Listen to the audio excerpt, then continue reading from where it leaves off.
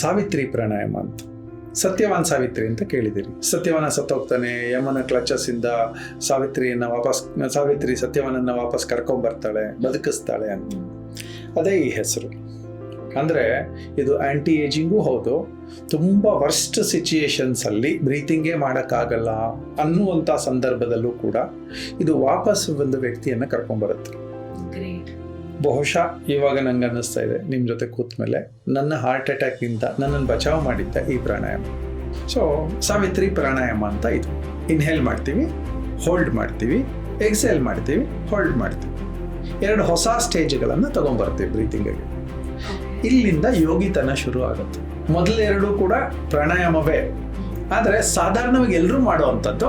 ಇಲ್ಲಿಂದ ಮುಂದೆ ಒಂದು ಸ್ವಲ್ಪ ಹಿಡಿತ ಸಾಧಿಸೋಕ್ಕೆ ಹೊರಡ್ತೀವಿ, ಒಂದು ಸ್ವಲ್ಪ ಬ್ರೀತಿಂಗ್ನ ಕಂಟ್ರೋಲ್ ಮಾಡಲಿಕ್ಕೆ ಶುರು ಮಾಡ್ತೀವಿ, ಪುಷ್ ಮಾಡಲಿಕ್ಕೆ, ಎಕ್ಸೇಲ್ ಮಾಡಿದ್ಮೇಲೆ ಹಿಡಿದಿಟ್ಕೊಳ್ಳೋಕ್ಕೆ, ತಡ್ಕೊಳ್ಳೋಕ್ಕೆ ಬರುತ್ತೆ.